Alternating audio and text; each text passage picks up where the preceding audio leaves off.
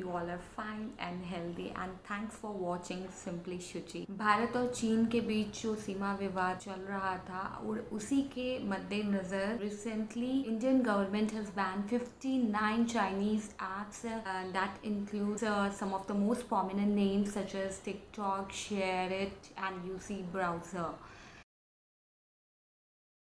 इसके पीछे जो कारण बताया जा रहा था वो ये बताया जा रहा था कि ये ऐप्स हैं, इसके थ्रू जितने भी ये चाइनीज़ कंपनीज़ हैं वो हमारा डेटा जो है, जो यूज़र डेटा होता है वो चाइना में ट्रांसफ़र कर रही थी, जो कि एक बहुत ही हमारी सिक्योरिटी और प्राइवेसी को लेके बहुत बड़ा एक रिस्क है। और इसी के मद्देनज़र इंडियन गवर्नमेंट ने ये फैसला किया कि इन 59 चाइनीज़ ऐप्स को बैन की जाए। वैसे मैं आपको बता दूं कि इंडियन इंटेलिजेंस एजेंसियों से कई बार हमें इस तरह के इनपुट्स मिल रहे थे इंडियन गवर्नमेंट को कि चाइनीज़ ऐप्स हैं जो कि हमारा डेटा हैक कर रहे हैं, तो उन्होंने एक पूरी लिस्ट तैयार की थी और इसी लिस्ट को देखते हुए इंडियन गवर्नमेंट ने फाइनली इन चाइनीज ऐप्स को बैन कर दिया है। Yes, there are some privacy and security issues with them including risk of sharing our data to the other country.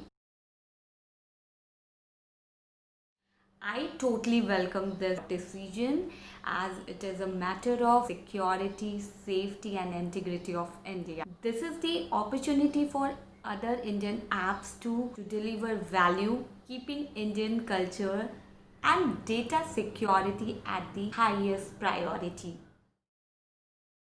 तो सबसे पहले बात करती हूँ टिकटॉक का। जी हाँ, आई एम श्योर इसके बारे में तो सबने ही सुना होगा। बता दूँ कि ये एक शॉर्ट वीडियो शेयरिंग प्लेटफॉर्म था। इसे बहुत सारे अलग अलग एज ग्रुप्स के लोग इसे यूज़ करते थे। कुछ तो इसे सिर्फ एंटरटेनमेंट के पर्पज़ से यूज़ करते थे और कुछ इसे मतलब प्रोफेशनली भी यूज़ करते थे। कई सारे टिकटॉकर्स के मिलियंस फॉलोअर्स भी थे। इसे बहुत सारे सेलिब्रिटीज़ भी इसको यूज़ किया करते थे। तो सबसे बड़ा सवाल सबके मन में, जो सबसे पहले जो 59 चाइनीज़ ऐप्स जब इंस्टॉल किया गया तो सबके मन में यही क्वेश्चन था कि टिकटॉक का हमें क्या अल्टरनेटिव मिलेगा। तो टिकटॉक के विकल्प में हमारे पास भारतीय रोपोसो ऐप है। टिकटॉक के विकल्प में भारतीय यूजर्स के पास रोपोसो ऐप है। It is an Indian video sharing social media platform. शुरू से ही इस ऐप को टिकटॉक का कॉम्पिटिटर माना जा रहा था। खास बात यह है कि सरकार का सिटीजन एंगेजमेंट प्लेटफॉर्म माई जियो इंडिया भी इसका हिस्सा है। यूज़र्स अब इसका इस्तेमाल आसानी से कर सकते हैं और ये ऐप एंड्रॉयड और iOS दोनों ही प्लेटफॉर्म्स पर मौजूद है। इसे 10 भारतीय भाषाओं में भी उपलब्ध कराया गया है। इस ऐप को IIT दिल्ली के 3 छात्रों ने तैयार किया था। गूगल प्ले स्टोर पर इस ऐप को 50 मिलियन से भी ज़्यादा डाउनलोड्स मिले हैं। चीनी ऐप हेलो के विकल्प में हमारे पास भारत का शेयर चैट है। इसका इस्तेमाल जोक, एंटरटेनमेंट, मनपसंद इमेजेस, वीडियो देखने के लिए किया जाता है। अब बात करते हैं उन Chinese file sharing apps like SHAREit और जेंडर की, जिसे हम सब इस्तेमाल करते थे फाइल ट्रांसफ़र के लिए। इसके अल्टरनेटिव के रूप में हमारे पास कई ऐप है, लेकिन मैं बात करती हूँ इंडियन ऐप्स का। ZShare app is a new application that was launched in India as a ShareIt alternative, where it allows users to share files easily without any complexities. इसके जरिए यूज़र्स आसानी से फाइल को शेयर कर सकते हैं। इसके ज़रिए वीडियो, डॉक्यूमेंट्स, गाने आदि को आप आसानी से भेज सकते हैं। Jio switch is another alternative to ShareIt and has good reviews in the Play store.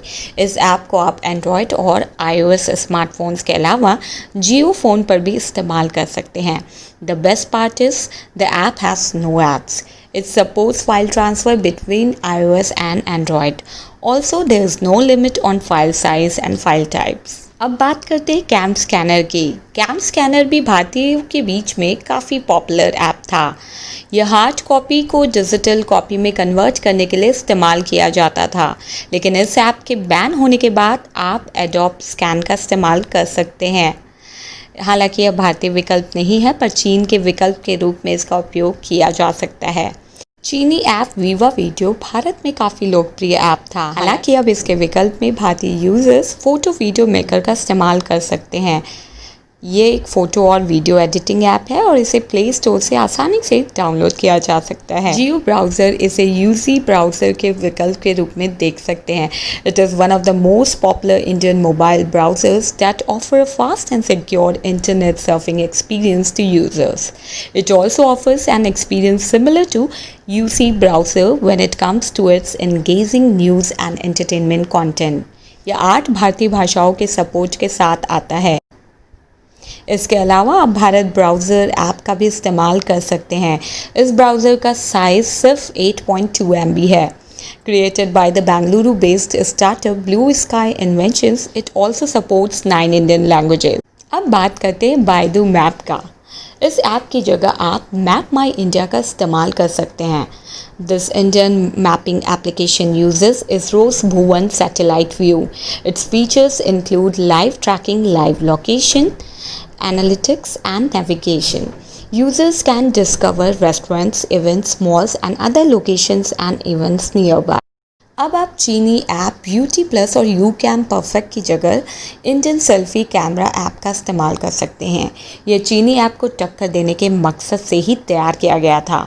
Users can take and modify pictures using different filters and effects. The app has features like beauty editor, live selfie, silent camera and live filters. इस app के जरिए user photo को मनपसंद तरीके से edit करके friends के साथ शेयर कर सकते हैं। शीन एंड क्लब फैक्ट्री की बात करें तो ये दोनों ऐप भारत में मिंत्रा जैसे शॉपिंग ऐप्स को टक्कर देते थे। अब इसके बैन होने के बाद आप मिंत्रा जैसे ई-कॉमर्स ऐप्स का इस्तेमाल कर सकते हैं। It also happens to be the biggest fashion retailer in India. इसके अलावा आप स्नैपडील एंड अजियो का भी इस्तेमाल कर सकते हैं। यह स्मार्टफोन के लिए एक एंटीवायरस ऐप है। अब इसके बैन होने के बाद आप प्ले स्टोर से K7 टोटल सिक्योरिटी डाउनलोड कर सकते हैं। Developed by K7 Computing, it is a multi-platform anti-malware and antivirus software. Its features include software firewalls and phishing protection. It also has anti-theft features, call blocker and a privacy advisor. आप news के लिए संबंधित news संस्था का mobile app download कर सकते हैं। का इस्तेमाल हम करते थे न्यूज़ को पढ़ने के लिए। अब इसके बैन होने के बाद आप InShorts और डेली हैंड का इस्तेमाल कर सकते हैं। InShorts is a news aggregator that summarizes news in 60 words or less. It also offers personalized stories, video and other content, whereas Daily Hunt provides local news content in 14 local languages. WeChat की जगह आप Hype Messenger का इस्तेमाल कर सकते हैं। ये एक इंडियन ऐप है। It supports the use of stickers and Me Video Call is a voice and video calling service by Xiaomi. इसकी जगह आप Jio Meet का इस्तेमाल कर सकते हैं। ये एक ऐसा प्लेटफॉर्म है जो सभी डिवाइस और सभी ऑपरेटिंग सिस्टम पर काम कर सकता है। It is a multi-platform video conferencing application created by Reliance. It currently offers WebRTC support, meaning that it can be used without downloading the application. It also offers users the ability to consult doctors through video conferencing. Up to 100 people can use the HD video conference using Jio Meet.